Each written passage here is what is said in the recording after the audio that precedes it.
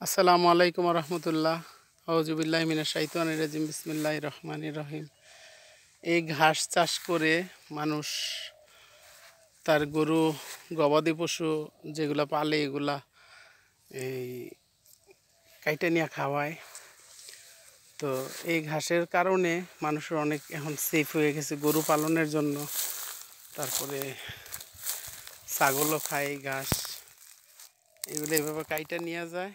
কাইটা নিয়ে যাওয়ার পরে এই যে এগুলা কিছুদিন আগে কাটছে, আবার ঘাস হইতেছে। এগুলো আবার কাটছে, এগুলো আবার আস্তে আস্তে একটু সার দিয়ে দিলে, বৃষ্টি আসবো এখন, সারটা পানিটা পাইয়া গাছটা অনেক সুন্দর হবে ইনশাল্লাহ। এই যে আবার এটি আস্তে আস্তে কাইটা নিয়ে খাওয়াবে।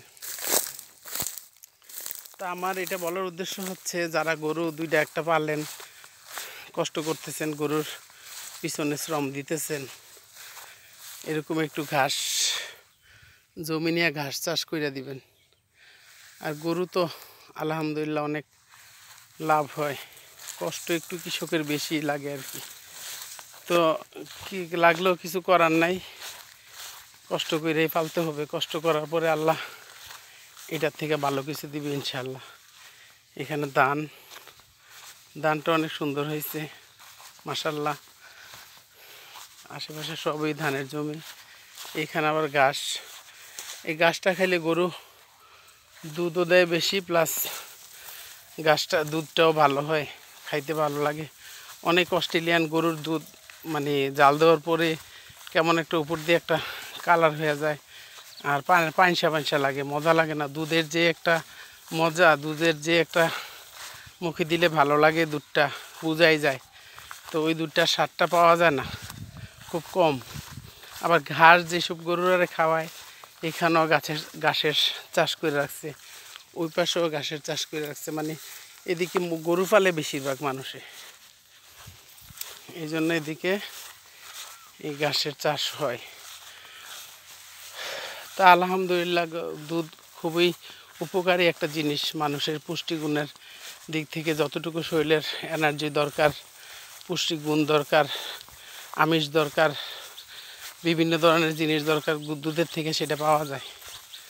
দুধটা হয়েছে আল্লাহর একটা নিয়ামত, রহমত, বরকত। এখানেও ঘাস এইগুলা কাটতে খাওয়াইছে, আবার ওইগুলা কাটতেছে, নিতেছে, খাওয়াইতেছে, আবার এদিক দিয়ে কাইটা নিতেছে। একটু জমিতেই ঘাস লাগাই রাখছে, 3-4 শতাংশ জমি হবে। তো আপনি যদি 8-10টা 5-6টা গরু পালেন, তাহলে আপনার 1 বিঘা জমিতেই ভালোভাবে ঘাস, বা 2 বিঘা জমির মধ্যে ভালোভাবে ঘাস লাগাইলে আপনার আর বাড়তি খাবারটা লাগবে না। এই যে কি পরিমাণ ঘাস, কত বড় ঘাস, আমার মতো আমার সামান্য হয়ে গেছে প্রায়। এগুলো নিয়ে কাইটা গরুরে খাওয়ানো হয়। তো সবাই যে বাড়িতে থাকেন, আপনার পরিবার বাড়িতে থাকে, একটা গাভী পালেন, একটা গরু পালেন না, আপনার পরিবার নামাজ কালাম পড়ার পরেও যতটুকু সময় অপচয় করে একটা বাচ্চার পিছনে, তার একটা সন্তানের পিছনে, একটা ছেলের পিছনে, একটা মেয়ের পিছনে, ওই পরিশ্রমটা যদি একটা গরু নিজের সন্তানের মতো করে পাইলে নেয়, আল্লাহর মতো এটা কখনোই খারাপ হবে না ইনশাল্লাহ। আর এটা হচ্ছে বোবা প্রাণী, এটারে আঘাত করা যাবে না, এটারে ভয় দেখানো যাবে যে আঘাত করতেছেন, ভয় দেখালেন। এটা একগুমি না করার জন্য, এক জায়গায় দাঁড়িয়ে না থাকার জন্য। তখন দেখা গেছে যে আপনি এটা হাতে একটা লাড়ি রাখলেই চলে, এমনি গরু বা ছাগল ভয় পায়, আমি দেখছি। তো পালেন, নিজের জন্য উপকার হবে, নিজের জন্য মঙ্গল হবে। বছরটা ঘুরে গিয়েই কিন্তু আপনি গরু একটা বিক্রি করতে পারবেন যদি গরু পালেন। তা আপনার যেই কুরবানির সময় যে খরচটা আপনার লাগে, যারা মধ্যবিত্ত ফ্যামিলির, যারা দিন খুব একটা ভালো যাচ্ছে না, আলহামদুলিল্লাহ আল্লাহর ইচ্ছা, তো তারাও যদি মনে করে যে না, আমি একটা গরু পালি না, 1 বছর পরেই দেখবেন 1 লাখ টাকা আপনার হাতে এসে পড়ছে আল্লাহর রহমতে। এমনও ঘাসের জমি, অনেক বড় একটা জমি, এও গরুর জন্যই। তো অনেক সুবিধা।